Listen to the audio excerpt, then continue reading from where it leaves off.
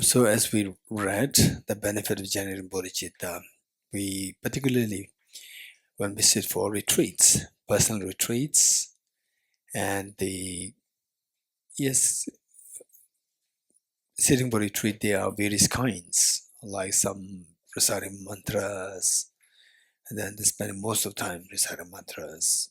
And some people sing upon meditation, some bodhicitta, wisdom emptiness, four seals, and so forth. There are so many kinds of sitting for retreat. And also what would be advisable is that if whatever retreat that you sit is fine, but then if you can have what we did the morning practice, um, include it in any kind of retreat that you want to take, and that will make the whole retreat very the full, the it's complete, and the and very meaningful. So with this in mind, the while we particularly during the retreats, the whole practice, even reciting mantras and so forth, will make extremely become meaningful if the bodhicitta spirit that is invoked within us. And then this first chapter from Guided Buddhist Way of Life, that will be extremely beneficial. And if you can, even otherwise as well, we can read this once in a while. This first chapter is the benefit in bodhicitta. So reading this, you'll be inspired. When you're inspired, then you would not feel gloomy, you would not feel low. Oftentimes when you practice the dharma, reflect on the impermanent suffering and so forth, and seeing that you are not progressing, and progress is very slow. Progress of the dharma is extremely slow, because that we are fighting against the chronic disease of selfishness, chronic disease of the afflictions, and the chronic disease. They are so intense and strong, and how can we combat with the very little Dhamma practice that we're doing? So you will feel really discouraged at times. So reading the chapter which we just read, and of course you have to know the meaning, and then read it. It'll inspire us. Although the negativity is so overwhelmingly powerful, but still it'll inspire us, give the energy to combat with the negative thoughts, meaning afflictions, and the whole Dharma will, although it's like we're taking baby steps, but then still there's the energy there, there's joy there in doing this. This is so precious. Okay. Having said this, all along the last 3 days, we've been talking about eradicating mental defilements, awakening of Buddha nature, and so forth. And this morning, what we learned is that Prince Siddhartha, when he said, Gurus, Buddhas, and Bodhisattvas, please pay heed to me. Just as previous Buddhas generated the mind of bodhicitta, and just as they engaged in Bodhisattva practices, likewise, I too will generate bodhicitta, and I will also engage in the Bodhisattva practices. So when he said it, and said particularly doing good things, compassionate actions, and good things, at times you may feel that you are just alone. You're by yourself, that there's nobody around. Everybody is just too selfish, that they're not interested in what you're doing. They're not interested to help others. So this is what you may feel. And under such situation, for example, like taking this aspect in Bodhisattva, which we did this morning, invoking the blessings of Buddhas and Bodhisattvas. So they went through this same path which we're doing now. They many lifetimes ago. They also, while they're suffering from the chronic disease of selfishness, self-centered attitude, and yet they just pulled through, receiving blessings, inspirations from the earlier Buddhas, Bodhisattvas, and they never give up. Be consistent, what Ashwin said. Consistent, right? So be consistent with this practice. So with this, then there's constant joy. Then this is how we keep growing. So it is like aeroplane. First, the aeroplane has to be pushed by a small cart, right? Aeroplane just cannot move. You have to push the aeroplane, and put it on the track. Then the aeroplane moves like 1 kilometer per hour, 2 kilometers per hour, 3 kilometers per hour. And you may think that if you are on an airplane for the first time, you may think that if this is speed, how it moves, how can it fly, right? Then gradually it picks up the speed, 50 kilometers, 100 kilometers, 200 kilometers, 300 kilometers, around 300 kilometers, then it takes off. So, and then it goes to like commercial flights, about like 900 kilometers, 1000 kilometers per hour. So this is how the speed of our Dharma practice picks up. So initially, don't expect some magic happening, right? I do this practice, I do this practice. This is like indication that you're expecting some magic. Magic will never happen.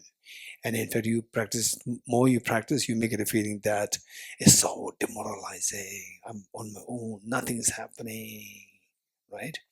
And then you be around, and then other people, they don't really care for what you're doing. So this is what can make us really feel demoralized. So reading these chapters will be extremely helpful.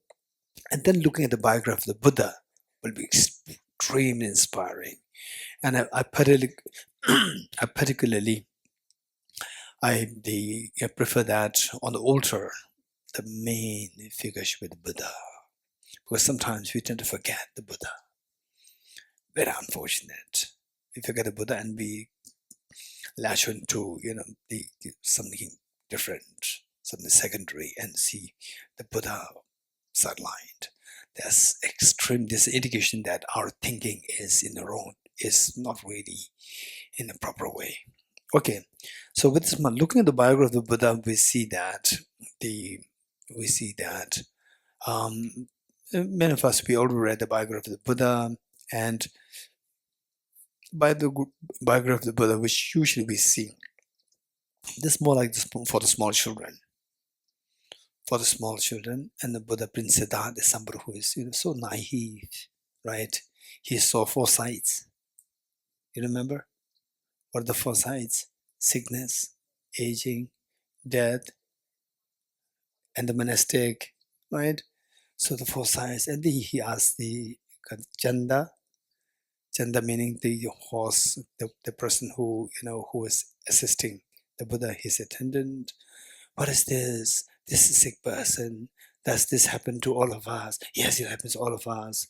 Prince Siddhartha is more smart than Chandana, right? But the story depicts a soul like Prince Siddhartha, very innocent, naive, right? Doesn't know anything.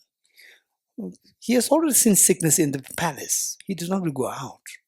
Old age he saw in this palace. He did not go out. But these stories is made for small children, for them to understand things very easy. The real biography of the Buddha is that Buddha Prince Siddhartha, as a young boy, as a little boy, toddler, from there he was extremely compassionate and extremely smart, so compassionate. In the first part of his life, he witnessed all the injustices in the palace, what Devadatta was doing to the people around, how he was bullying everybody around, disturbing everybody. You could see that, this young Prince Siddhartha, he saw all these things. And he was seeing the discrepancy between the rich and the poor. The poor are so terribly poor, they are suffering. Rich, they are ultra rich, and they bully, they exploit the others. He could see that. And he could see the wars happening between the kingdoms, where so many people die. He saw all these things. So this Prince Siddhartha, this prince, seeing all these things, being very smart, so what's the purpose of my life? Should I be becoming if I go like this, then I will become the next king. Is that the purpose of my life? Finally, becoming king, not king, this is not the point. The point is that there's so much of pains, there's so much of tears in this world. In the kingdom, outside the kingdom, among the kingdom, inter, there are so many problems there, pains there, tears there, poverty there. I must work to look for the solution for all these things. Not only my kingdom, but everyone. Nobody should suffer. This was this Prince Siddharth's thought. So he thought, if I stay in this kingdom, I'll become the next king. Becoming the next king, look at my father. What could he do? He can't even protect his own kingdom. He can't even give protection to the people who are exploited in his own kingdom. So I'll become one like him. No, I want to look for the solution for the problems of all the people, everyone, all sentient beings, not only human beings, animals, insects, everyone. So by being in the palace, if I continue to remain in the palace, then this will never happen. I have to look for an alternative way. So he left the palace. Because being in the palace, he'll become the king. That's it. That's the dead end. And it only, you are just trapped in the problem yourself, and you cannot solve any problem for others also. So he has to think of, he has to say, revolutionize his thinking. So he left the palace to in search of the path. Okay, so he left the palace out of what? Out of the motivation to benefit all the beings. You're getting, let's not forget it. Don't think that I'm sharing a story, right? Don't think that I'm just telling a story. There's a reason there. So he left the palace motivated by the desire to help the beings. One. So what should he do? He left the palace to look for a solution. He has to look for a solution. So how to look for the solution? First, he has to learn from somebody. So he sought the help of the first teacher, Acharya Alara Kalam. And Acharya Alara Kalam, for your information, that the whole samsara, what we see as whole samsara, is divided into three groups, known as the three realms: desire realm, form realm, and formless realm. Three realms of the whole samsara. And desire realm is the worst realm where we live now. Desire realm is the worst realm where there's so much sickness, aging, death, tension, depression, anxiety, jealousy, anger, all nasty things are here in this desire realm. Then above that is a form realm, which is extremely subtle. Physical form, they're extremely subtle. And there's no evident suffering. There's no evident pains. All evident pains are gone. That is the form realm. Realm level. So within the form realm, there are four divisions known as the four concentrations.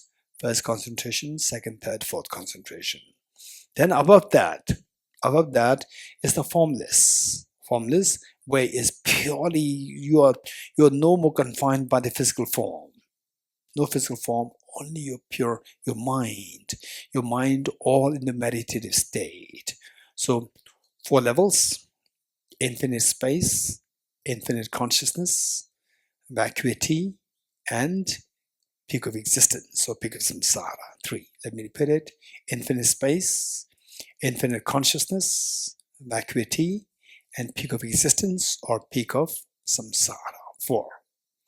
So the form and formless, in these two realms, one can take birth there only if you have a very high level, the meditative experience known as the jhanas, or meditative concentrations. Jhanas or meditative concentration, only then you can take birth there. Otherwise, if you don't have this meditative experience, then you cannot take birth in this form. And of course, one of the criteria is that your anger must be removed. So with anger, say, it creates disturbance to your mind, which stops you from attaining higher levels of meditative experience. Anger stops you. Because of that, you cannot take birth in the form and formless. If you are to take birth in the form and formless realm, then in the form and formless, there's no anger. This is the point. There's no manifest suffering. So, and then within that, we see that the higher levels supersede the lower levels. Then the first teacher, Acharya Alara Kalam, he reached the second highest level or the formless realm. Second highest, which is vacuity. The realm of the formless realm of vacuity. Okay, let me quickly explain what these four are like.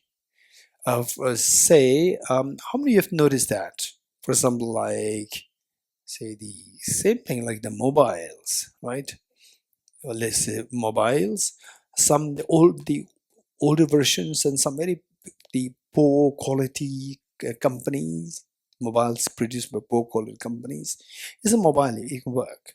But there are some extremely, what do you call it, sleek, right?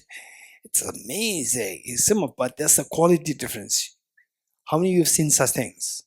With the mobiles, with the tables, with the fan, with the light, with the cars, with anything. You know, both works on they both the what moves, but there's a difference in the quality. You notice that with anything, anything. So the point is that the physical form that we have and the physical form, the form realm they have, these two are different. Physical, the physical form that we have is so gross because we all have the gross body. So therefore, relatively, we see nice. Actually, everything's so gross, right? And how many have noticed such things? Tell me that I'm talking. How many of you understand that? With the physical form, they're subtle and gross, right? Some are so good. And then when you are amongst the gross ones, again, from there, what is it better? Relativity operates. Relativity. So something which is relatively better is seen so nice, exaggerating the qualities of the object. Inappropriate attention happens. When you see the better than this, then you say that, oh, what I earlier saw is so nice. It's really not nice. It's so horrible. You're getting it? Okay. How many of you really, yes, what he said makes sense? Raise hands. Oh, that's amazing. Many of you. Good. Okay. So let me share with you. In fact, this is how our mind sees things as so nice, so bad. This is all exaggeration of the qualities. This is all inappropriate attention. So one time. So these can well be reflected in your real life and also in the past anecdotes. Read the past anecdotes and then try to relate this in your real life. At the time, Buddha, one of his cousins, Nanda was much younger than the Buddha, and then Nanda got married, and married, of course, to a very young girl, and of course, for Nanda, this girl is like the divine, like a goddess. Then one day, Buddha for his, okay, someone who knows the story, right? They're smiling. So, the Buddha during the alms round, meaning asking for food, alms round, Buddha approached Nanda's house, and the Buddha was waiting there for the alms round. And then Nanda, seeing the Tathagata there, he just rushed out and brought the Buddha's the alms ball, and then he filled with the most delicious meal, he and his wife, and then offered it to the Buddha. And the Buddha did not accept the ball. So he could not leave it on the ground. It's the Buddha's ball. So Buddha left. Now, what should you do if you are the one holding the Buddha's ball? What should you do? Buddha left now. What will you do? You keep it down? Or what do you do? You follow him, right? So Nanda followed the Buddha. As the Nanda followed the Buddha, then the Nanda's wife was worried. Hey Nanda, come back. Then Nanda followed the Buddha. And the Buddha was not turning back. And in the forest, in the Buddha's dwelling, the forest, then the Buddha turned back and asked, do you want to become a monk?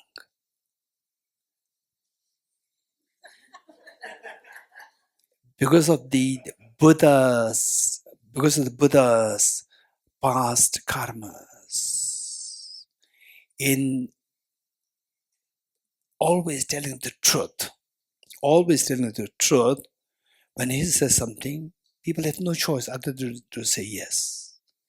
So Nanda did not want to become a monk. But because the Buddha asked, do you want to become a monk? He said, yes, sir. Then he became a monk. Then once in a while, Nanda would disappear, which means supposed to go to meet his wife. Then the Buddha knows that, because the Buddha is on Buddha.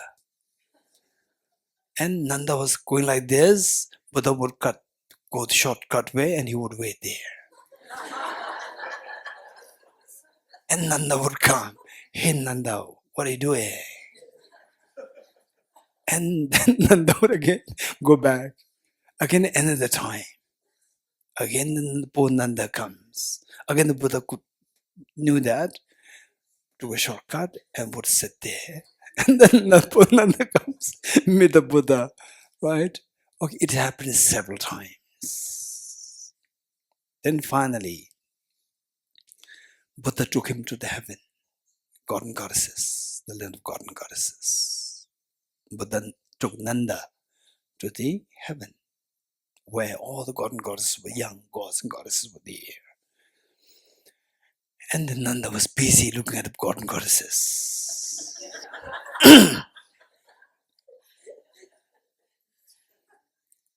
Then the Buddha gave discourse to the God and goddesses. So Nanda was supposed to be the Buddha's attendant. Then after the discourse was completed, the Buddha asked Nanda, how are these God and goddesses? You like them? Then Nanda said, they are amazing. Then the Buddha said, if you practice the Dharma well, I'll make sure that you are part of this, the group of the goddess. He was so happy. Then the Buddha took him down, and then the Buddha asked him, what about your wife? What is the impression of your wife? He said that in comparing with these goddesses, my wife is like a monkey.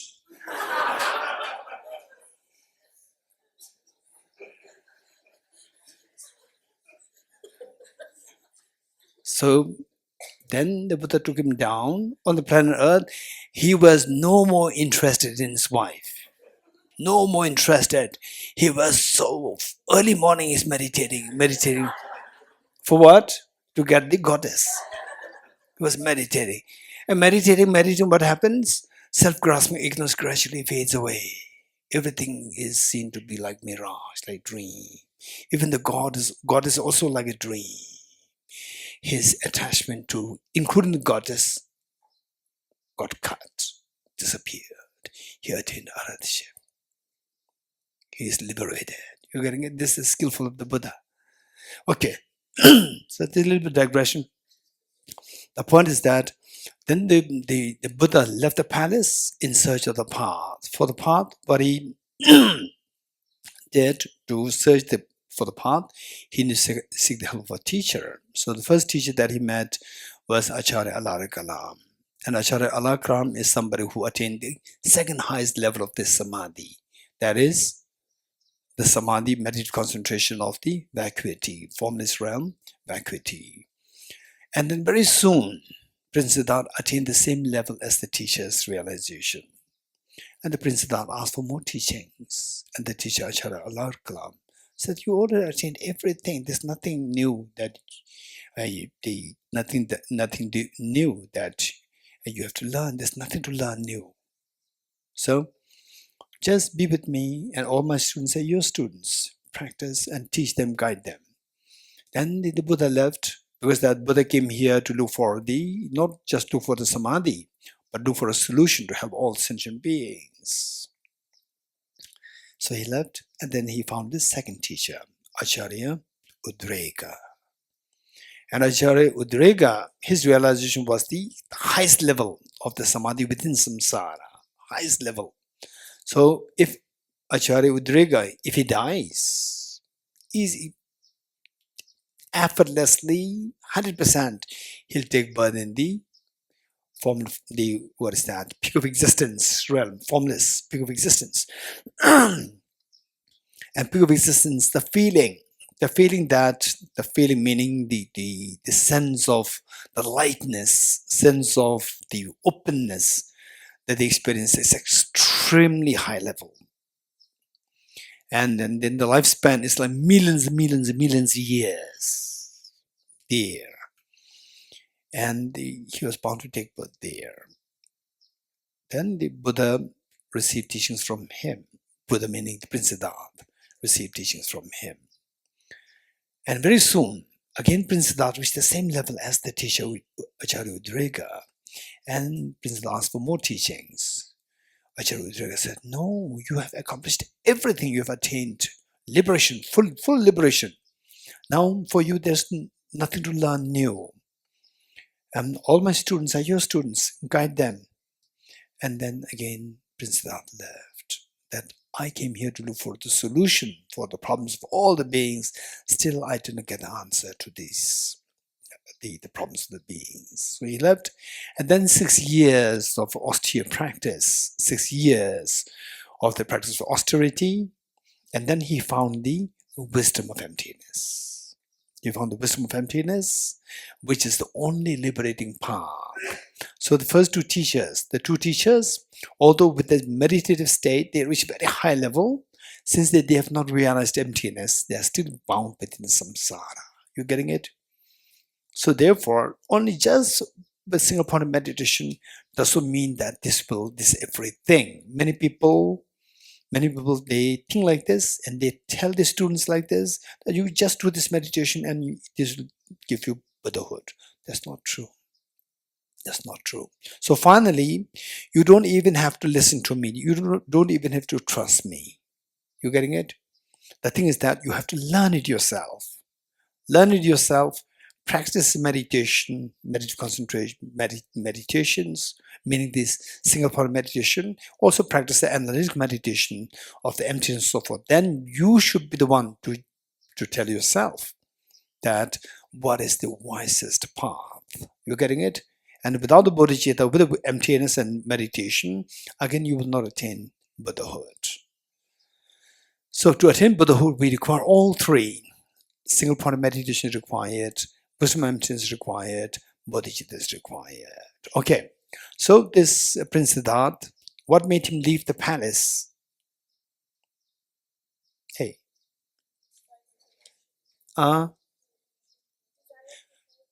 To look for the solution to help all the sentient beings. This is what made him to leave the palace. Then, what should he do? He should look for the solution. So finally, what solution he found?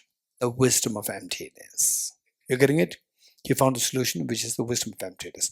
But, like COVID-19, with the COVID-19 2020, then the people, the pharmaceutical companies, they're busy inventing vaccines, right? Like Pfizer. Then, hey, the doctors, Moderna, right? These pharmaceutical companies, they are very busy inventing vaccines. So once they invent vaccine, market it. Okay, doctors tell. Market directly. Test. Human trials. It has to go through tests. Efficacy. Pfizer, 95% efficacy. What is the other one? Moderna. What is the efficacy? I don't know. Pfizer, I read that it is said to be 95% efficacy. So you have to check the efficacy, trial, put it to test. So this Prince Siddharth, he found the wisdom of emptiness as the medicine for all the problems of sentient beings. So he first, before applying this, he has to test it. He tested it on himself, right? He tested on himself. Then what happens with the wisdom of emptiness? Then the iceberg of self-grasping ignorance dissolves. Once the iceberg dissolves, what is stacked on the iceberg will all dissolve or crumble down.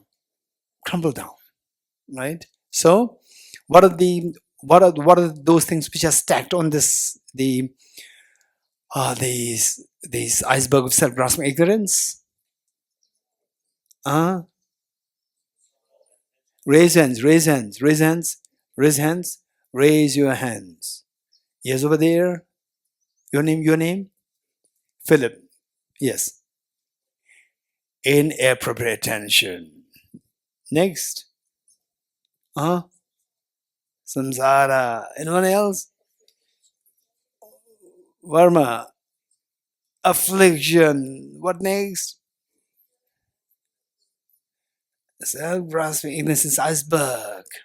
Right? Iceberg melts and what is stacked on top of this? Inappropriate attention, and then affliction, and then contaminated karmas. You're getting it?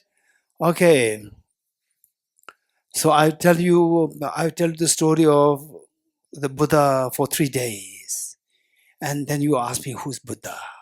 You're getting it? 5 steps, already steps, right? Ignorance, inappropriate attention, affliction, contaminated karmas, afraid. I repeated it almost 10 times. And today again, self-grasping ignorance. What next? Samsara. Okay, be kind to me. So last week, I just really put effort. Right? I don't know to what extent I'm successful. Seems I'm not too successful because you jump to samsara directly. Right? Okay. So once the iceberg of self-grasping ignorance dissolves, he could feel that, Prince Siddharth, he could feel that the inappropriate tension, afflictions, contaminant karmas, then the miseries, they all dissolve. They all crumble down and dissolve. Then the misery is transcended. What is the 4th seal? Transcending sorrow is absolute peace. Your sorrow is transcended. Then he feels absolute peace. So, the efficacy of his discovery of the wisdom of emptiness, the path, he could see the efficacy now, that all the miseries dissolved completely. So with this then, he became very confident that now I can go to help the beings. I found the path, I experimented it, and it worked so well. You're getting it? Okay. So what is what made him to leave the palace? Number 1, his desire to look for a solution to benefit all the beings, the desire to benefit all the beings. Then number 2, what did he do? He went in search of the solution, the path. Number 2. Then what he did, he found the path, and then what did he do? He experimented it on himself to see if it works. So what did he found? That is 100% efficacious. He found efficacy 100%. That all the mental stress is removed completely. So that is known as Sugata. Sugata meaning the one who has gone to the perfect bliss of purity. Let me repeat it. Sugata. Sugata meaning the one who has gone to the perfect bliss of purity. Purity of your mind. That is Sugata. Number 3. With this experience of Sugata, efficacy, 100% efficacy, what did he do? He went to protect the beings by sharing this wisdom. So that makes him the protector. So number 1, altruism to benefit all sentient beings. Then number 2, the solution, the path to be taught. The path to be taught. Number 2. Number 3, having found the path to be taught to the beings, he experimented himself, and then he experienced Sugadahood. He experienced Sugada, experience of the perfect bliss of purity. So with this confidence, then he went to protect the beings. Okay, so this is a biography of the Buddha. Later on, if ever you are to somebody were to ask you about the biography of the Buddha, right? You can the every common biography you can share. Plus, this is the main biography. This is the main biography of the Buddha. So, where is it? Is on page 5. Page 5. We already read it this morning. It says, now see it makes if it makes sense to us. The second verse on page 5, which reads, the one who is transformed in the reliable guide. So this is the main thesis. The one who is transformed in the reliable guide. Page number 5. Page 5 in the middle. The one who is transformed into a reliable guide. Meaning that he, as a young prince Siddhartha, he wanted to help all the beings. He wanted to guide all the beings. So he went through the process of becoming a guide to lead all the beings to the ultimate happiness. So transformed into the reliable guide. So there are two words, transformed, number one, and number two is the reliable guide. The reliable guide means, what do you want? So now that the last 3 days, we know that what we want is total fearlessness and infinite happiness, which everybody shares. You agree? You agree? If you agree, raise hands. Okay, what do you agree? What do you agree with? What do you agree with? Ornella? Yes, Rimbila?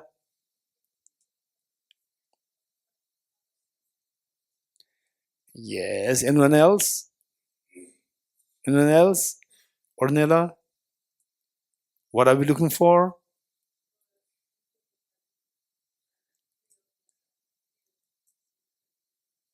Total fearlessness and infinite happiness. This is what we're seeking. Not just happiness, but infinite happiness and total fearlessness. This is what we are seeking. And this is common to all of us, whether you're believer or non-believer, male, female, male, non-male, male, female, non-female. Everybody seeks this reality. Okay. So for this Prince Siddhartha, out of compassion, he wanted to be that guide to take us to that state. You want fearless and infinite happiness? Okay, I'll take you there. This is what this Prince Siddhartha wanted to do. He wanted to be the reliable guide. A reliable guide. Reliable guide. You're getting it? Okay. But as a Prince Siddhartha, he did not know how to guide them, right? So that he left the palace.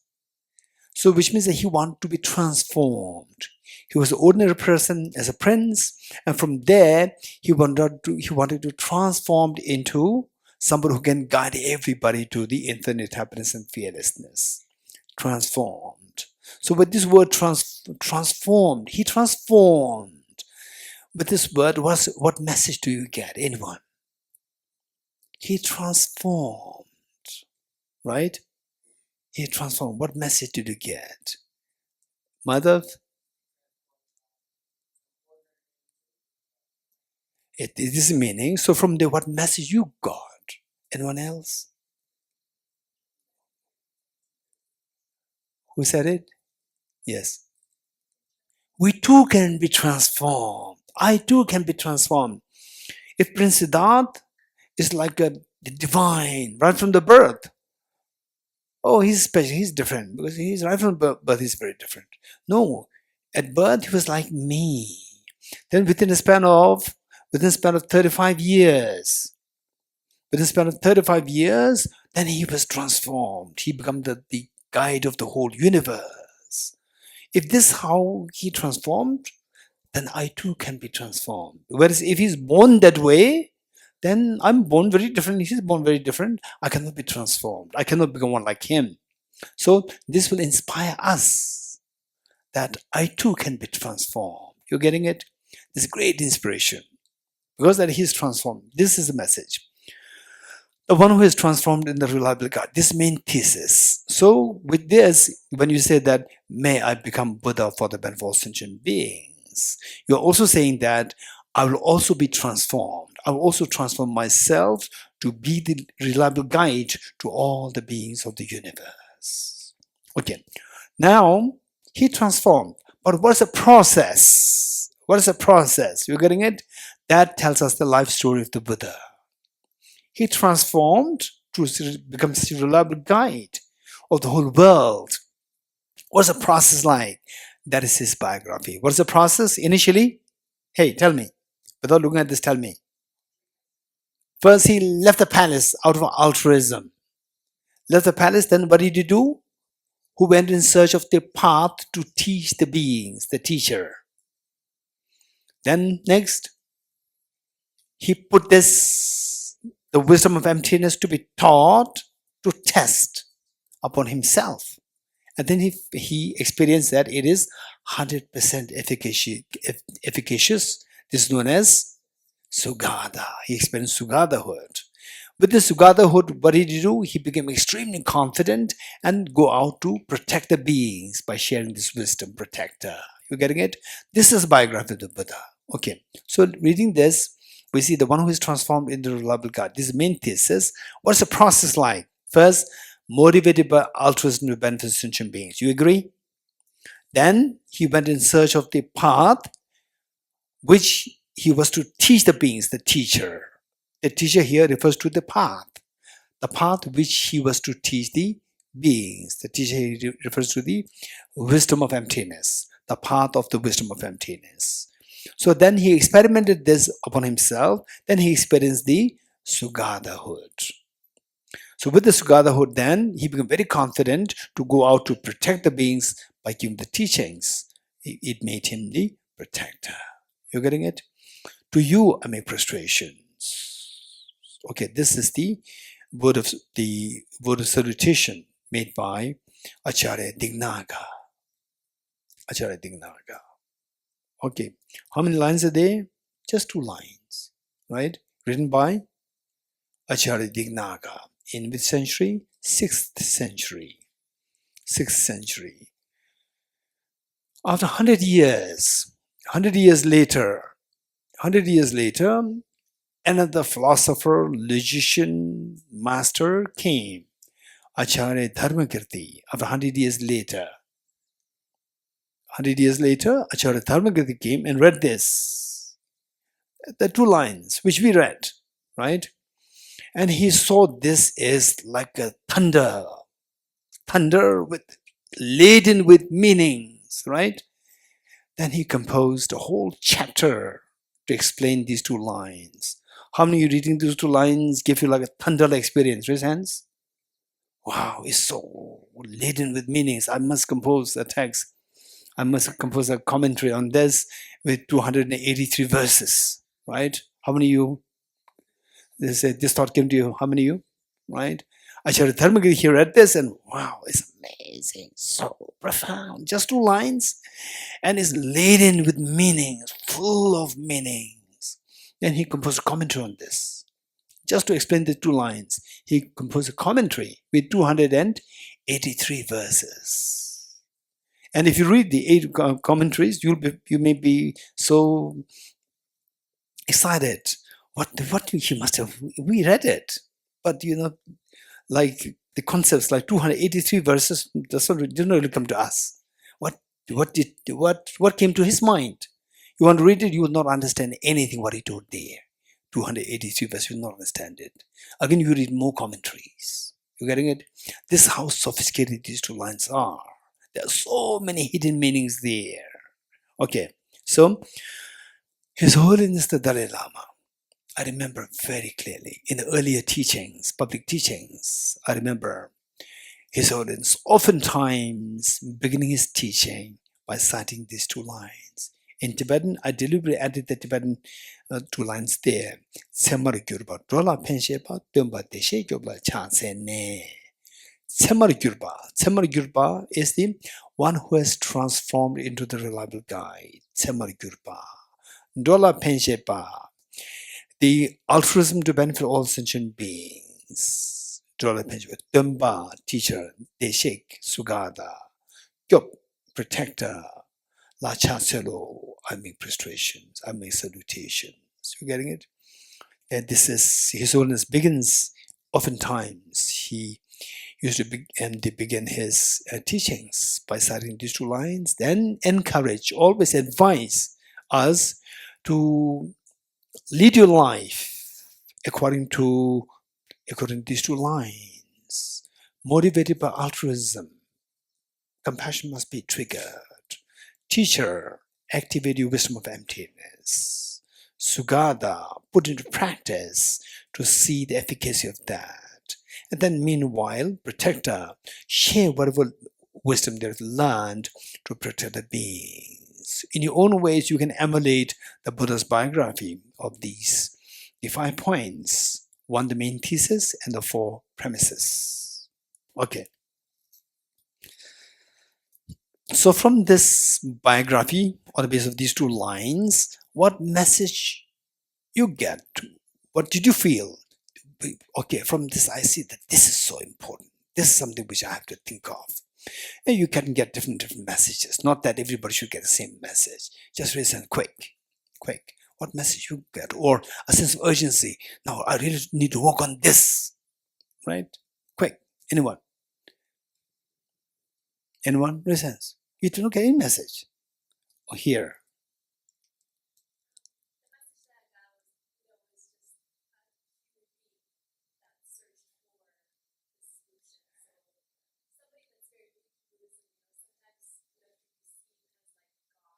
Yes. That he was just an ordinary person, human being. Then he put effort to reach to such a level of becoming the universal guide. Perfect. Anyone else? Just share thoughts from there. What did you get? A sense of urgency, of sense of inspiration or whatever that I have to do this. Then Shamala.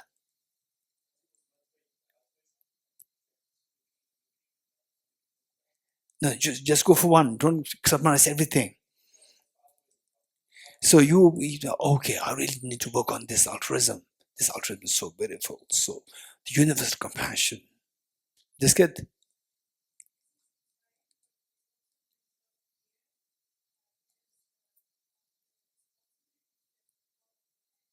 Oh, that's true. Yes, that's very true. So that you feel the sense of responsibility, right? Responsibility. So which means that she's thinking. If you're not thinking, oh, it's nice. Right? If you think, then something will happen to you, either great inspired, or you feel a sense of the overwhelmed. Oh, it's a huge responsibility, which means that you are thinking, this is so precious. Thank you. Anyone else? Yes, Philip.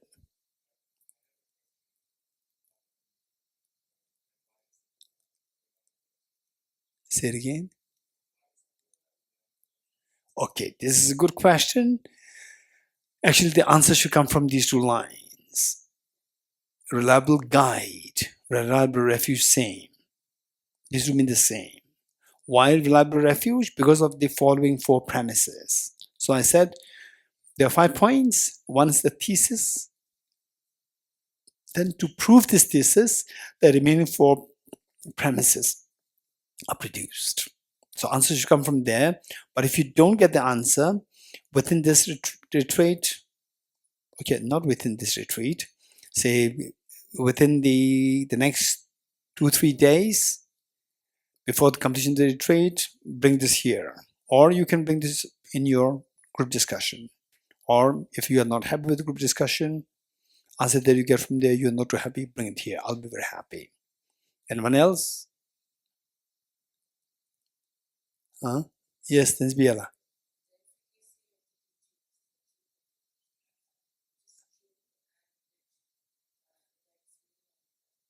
So the wisdom of emptiness, the teaching, if you can really feel it, no doubt is the capacity to protect you and protect others. Very good. Anyone else? Madhav?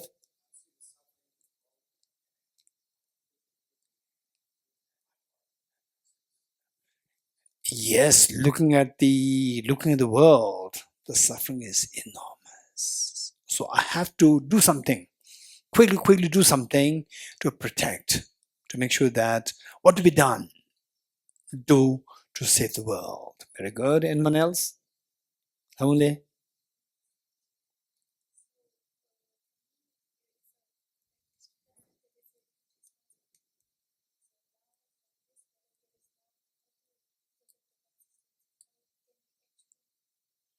Okay, how can we observe? Yes, this overwhelmingly huge responsibility. So the how not to give up, but to keep going and that too consistently, right? How to keep flowing, how the Buddha flowed. Altruism, teacher, Sugata, protector, how just he maintained this consistency. It's beautiful. Okay. Yes.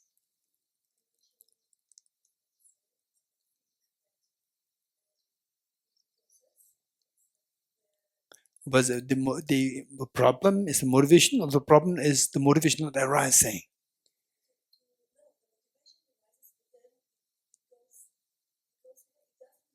Okay. So the motivation is not consistent. How to keep it consistent? How to keep the motivation consistent? This is again a very important point, right? How many of you, the closer towards the exam when you're in school days, right? I'm creating the more tension in you now.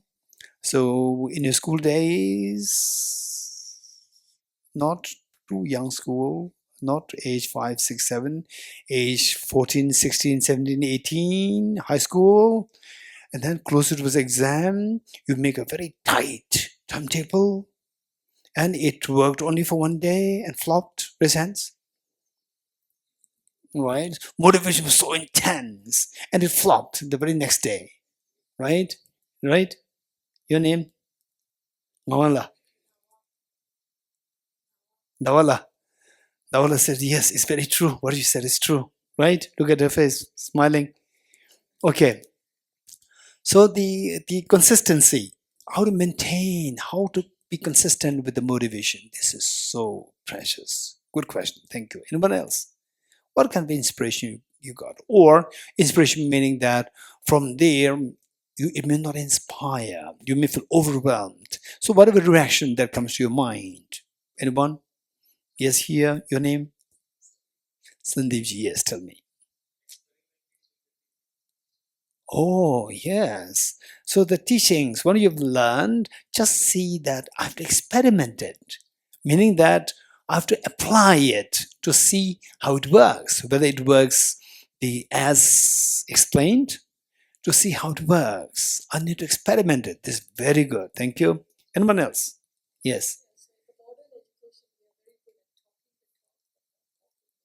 Are you sure?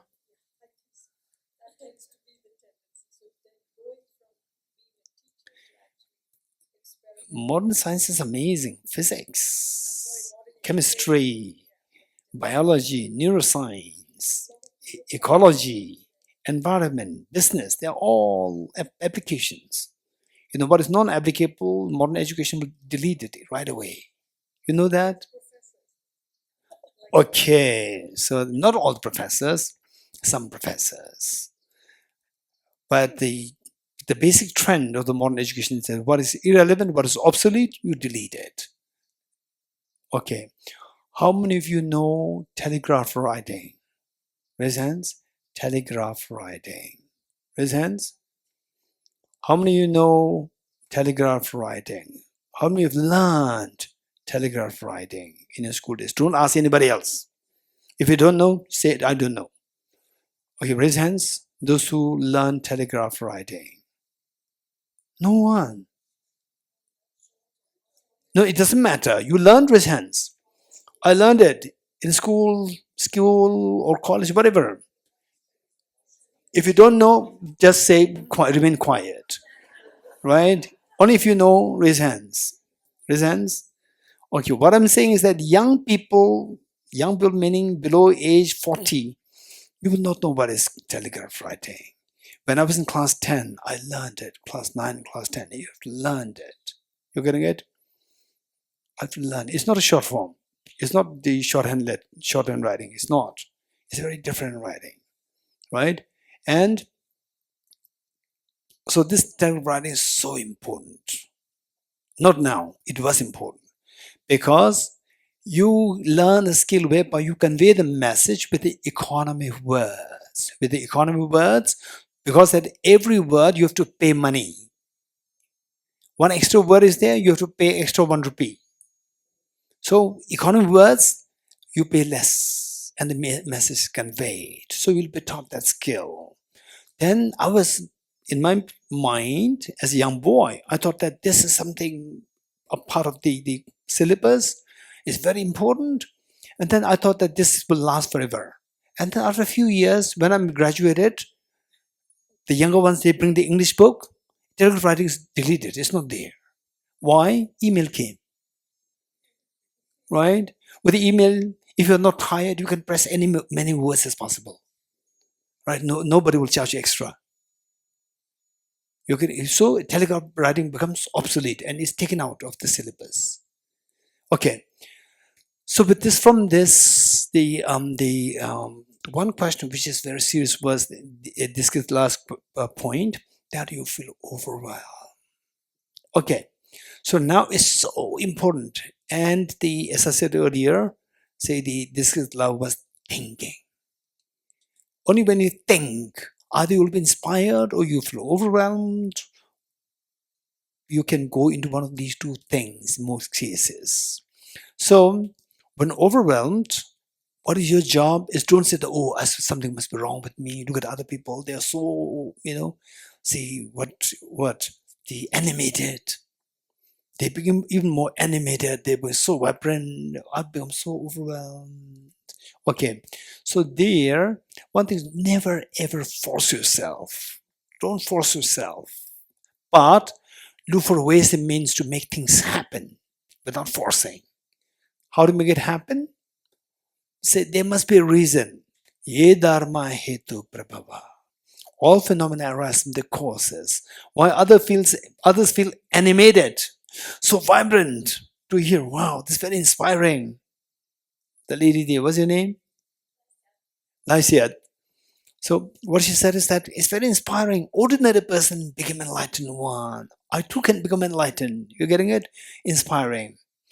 Why she feels inspired, right? Why she does not feel low, bogged down with the feeling of heaviness, responsibility, heavy responsibility. Why not? You have to check all these things. There's a reason there. There's a reason there.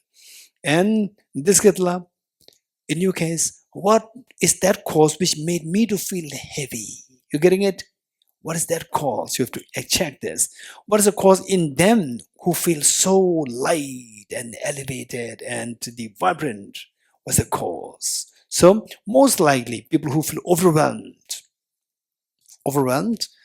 is that, okay, look at my family. In the family, maybe she's the one who's taking responsibility in the family. Are you?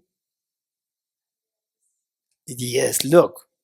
She's the eldest. She was taking huge responsibility, so much problem, so much headache.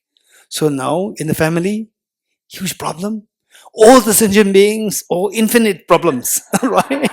So this was what I could infer. You are getting it? This is what we can infer.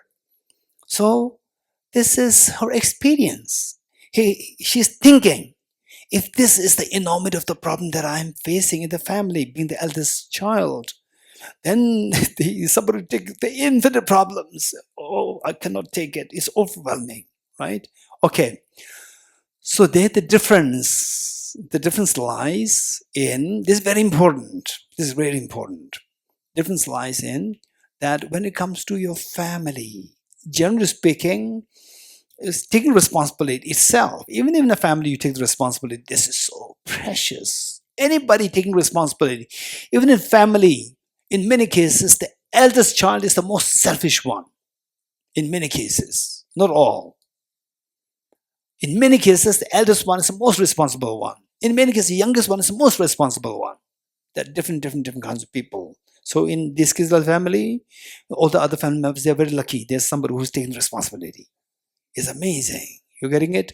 Now, the difference is that while you take the responsibility, it's all coming out of love and affection. This is so precious. The love and affection that we have, generally speaking, while it's so precious, is oftentimes mixed with attachment. So the attachment is grounded on ignorance. Ignorance attracts pains. So with this love and affection, you take the responsibility that pain is attracted. You're getting it? Pain is attracted. So this gets articulated as overwhelming responsibility. It makes me feel overwhelmed. You're getting it? Because the pain, she could feel the pain. She's thinking. If you don't think, oh, it's nice. But if you think that on a small scale, if I cannot bear it, then on such a large scale of the infinite, how can I bear it? This is what she's actually thinking. This is so precious. Now, the thing is that the secret lies in the fact that if the attachment, if this love and affection, if the element of the attachment is removed, if the element of attachment is removed, love and affection, it becomes pure love and affection, then the pain is removed. What is the sense of, it's a sense of responsibility, huge responsibility, right? When it's a huge responsibility, what feeling comes? Light or the heavy? Heavy. Heavy means a pain. Pain means the ground is, there is the self-grasping ignorance is there, seeing things object real, that is there. When that is cut, the feeling of the pain will disappear. You're getting it? Feeling of the pain is disappear. And instead, that love expands, taking the responsibility for all the beings means your love should expand to all the beings. Love expands. Okay, what is it like if you are in a place like 4 feet by 4 feet small cell? You are to sit in this, you are to sleep in this, like 4 feet by 4 feet, sleep, eat, whatever in this. This is a cell, it's a prison. If you're to stay in this for like 1 year, what do you really feel? Oh, what a privacy of a private small space. Or what do you feel? I'm prison. You're getting it? You feel suffocated. You understand it? You feel suffocated. Then, after 1 year, if you're taken out into something with the greens everywhere, what do you feel? Wow, expansiveness. You agree? Digila, you agree? You agree? You feel the expansiveness. So what happens is that your feeling of expanding your love and affection, if it is grounded on ignorance, then it can attract miseries. Whereas if the ignorance is removed, then this is pure expansion. You feel freedom. The more your love expands, the more the freedom, the more the ease you feel. So your love expands to infinity, the ease is, hey, your love expands to infinity, your ease is infinite. You're getting it? Instead of feeling, so what do you want? Digila, say you're working, not working. Not working. Say you're working. You're working and your salary is like, I'll tell you few salaries. You choose. Same work. One is 10,000 rupees per month. Another one's 1 lakh rupees per month. Another one is 5 lakh rupees per month. Which do you want? Be very honest. 5 lakh. It's not overwhelming? It's huge. It's huge. It's so overwhelming. Or 10 lakh is small. It's nice. I can cope with it. 5 lakh is so overwhelming. It's huge. No, right? With the joy, bigger the better. Right? Okay. So, when this love and affection becomes so expansive, then you not feel overwhelming. You want more. 5 lakh, 10 lakh, 15 lakh, you want more. No, there's no problem. Right? So this problem is when you see that in the form of pain. Then the more the pain, the more overwhelming. So the pain is attracted by Digila. Pain is attracted by self-grasping ignorance and self-centered. These two. cut these two, pain is gone. Then it becomes 5 lakhs, right? 1,000, 10,000, or 5 lakhs. What do you prefer? 5 lakhs. It's not overwhelming, right? 1 billion. 1 billion is overwhelming, right? 1 billion per month, overwhelming? No, no, no, no, no. Oh, welcome, right? Okay, okay, good. So from this, what we learned is that, okay, as let's say the Madhavji said, that I'm inspired to take the responsibility to lead all beings because there's tremendous suffering there. Then how do you do that? Yes. Your name? Kailash, yes.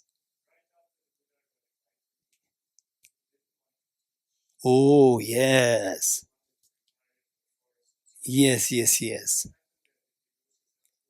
Oh, this is a good question. Okay, we have 5 minutes. Right. So early break? No? Okay. Anybody who can help me then? The question is that the Buddha said that the one who has transformed into the reliable guide, motivated by altruism to benefit all sentient beings. That is a motivation. Motivation. The teacher is to guard and protector to you and my prostration. So when it said, after becoming enlightened, why not sharing the wisdom with other beings to liberate the beings? Instead, he remained silent and he had word. What happened to the motivation? The motivation died. Motivation of altruism died. This question. This is a serious question. I didn't think about it. Anyone help me? Okay, Dr. Doreen. But the Buddha does not have to prepare. Buddha knows everything.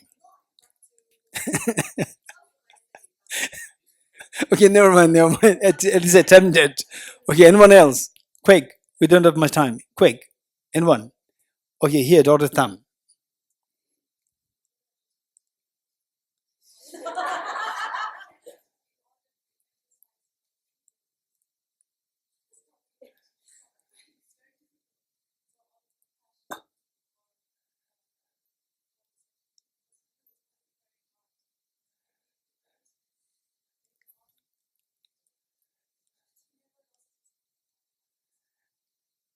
Kailash, you're happy, not happy?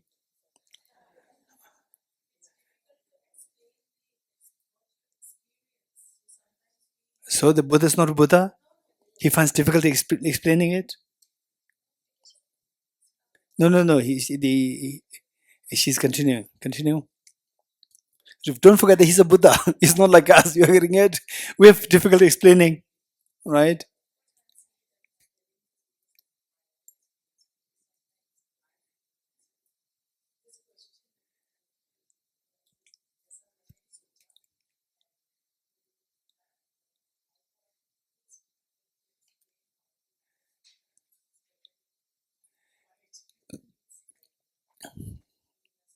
But he's a Buddha.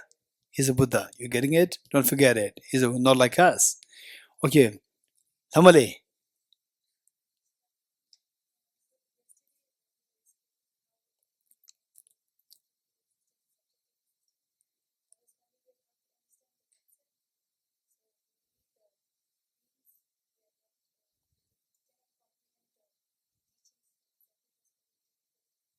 So finally, then why did he teach later on? If it is difficult, then he should not have taught later on also. Later on also is difficult. Okay, Ashwin.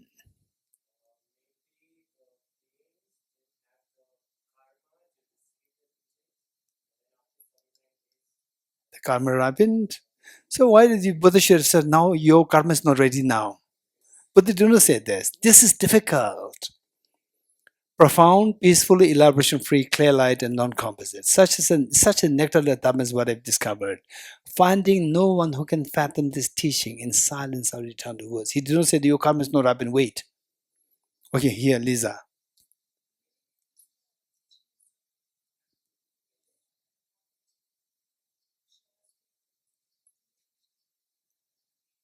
Okay, good.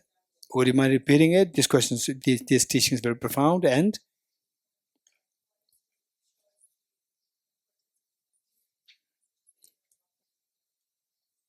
Okay, so this is very profound, and then he wants to tell us how important that this is, right? So to the extent that Indra Burma, they have to come down to request him, and then okay, so basically what Lisa said is the answer. You getting it? Okay, but still I don't know how many of you the say got what she's saying. Okay, let's listen to Varma. Say it again.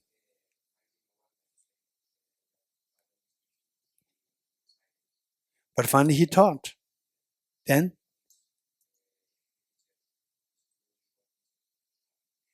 they say the first he intended to give share his wisdom or give the teachings to his two teachers. And the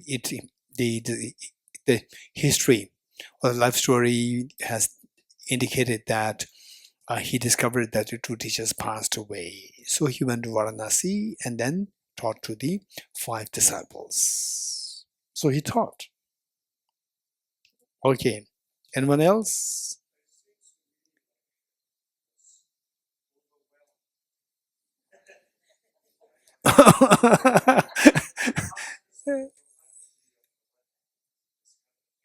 Okay.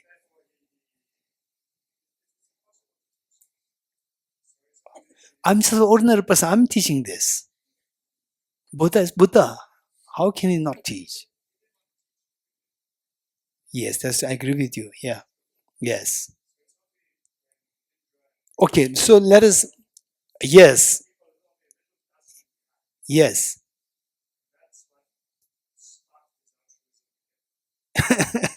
Okay. I don't. You said we go on this. I'll not comment. I'll agree with you that he did not teach for 49 days. I agree with you. You getting it? Then the few people they sparked his altruism again. That part I don't agree with you, right? Okay, but it must be resolved. What you said, this is a question, is a very important question. We have to resolve it. Okay, so let's see what the Lisa has to say. What Lisa said, and you correct me if I'm wrong.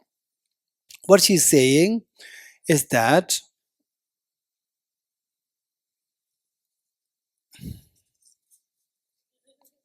what is this? The Tibet courses. And these Tibet courses say, you know, the tuition fee. What's the tuition fee? Huge, small? Very small. You're getting it? In fact, we can easily make it without tuition fee. But we are charging something. We are charging something. Why?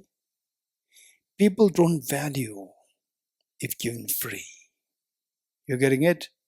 People don't value if given free.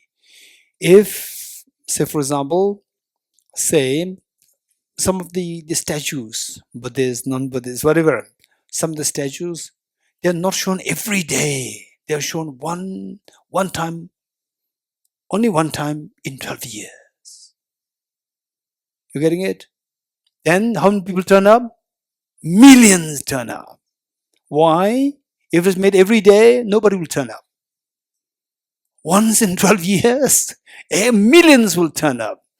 They feel the value. So when the Buddha remains silent for 49 days, and people around, they know that he's somebody who became enlightened and not giving teachings. And then many of the people, right? Many of the people, for example, like this, you need people like okay, people like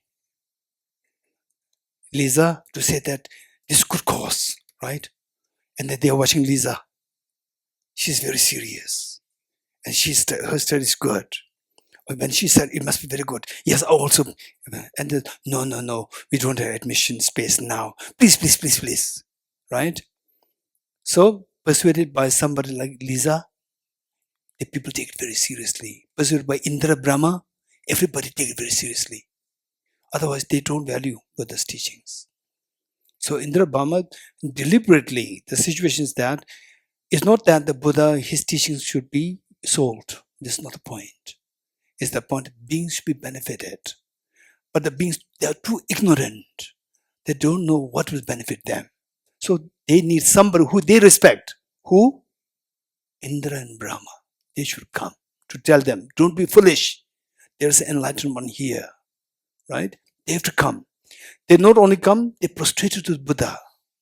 Ordinary people, they are not prostrating. They thought he's just an ordinary what? Ascetic, hungry, no food. Indra Brahma, they came with the glow and so exotic. They came prostrated. He must be very special. Then they requested, indicated to common people that this is great opportunity. You have to learn from this enlightened one. Then the people, they feel the value.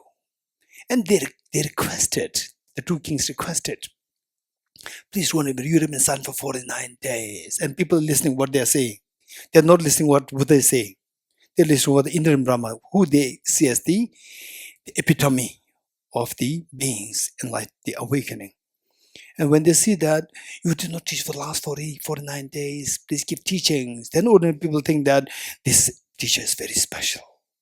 Then whatever the Buddha taught, they just absorb them with so much care.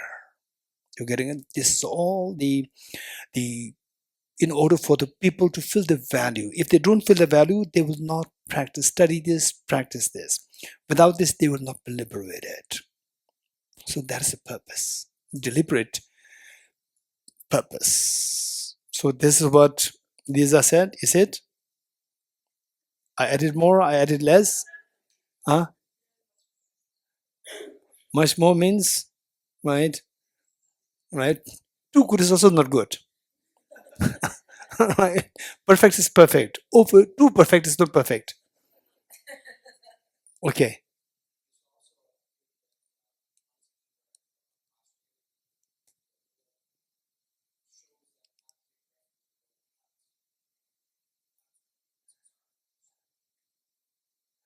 I don't know.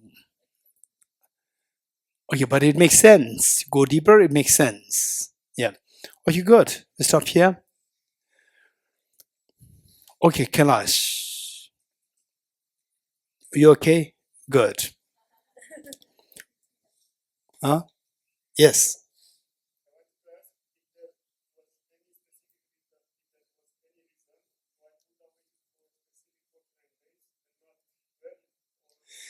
This is always a problem. What should I say?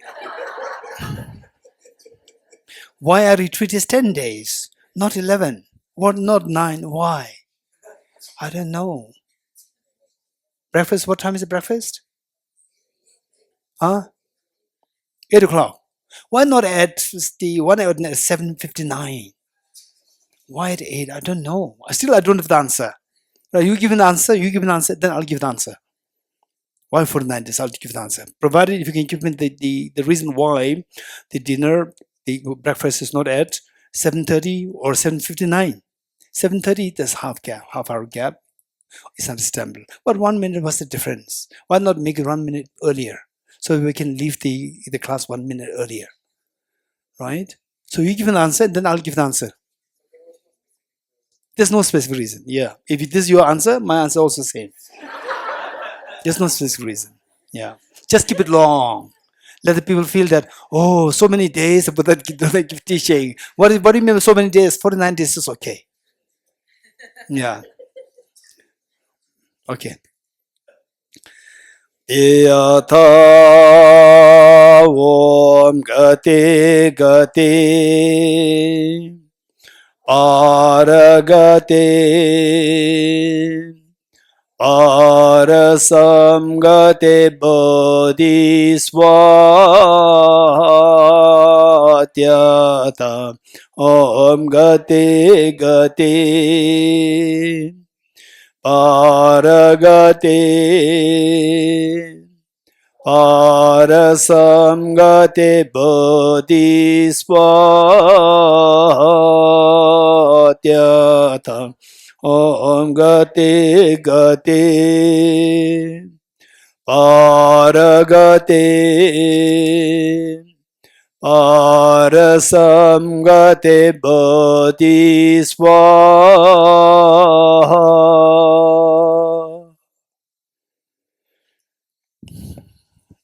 Three prostrations together.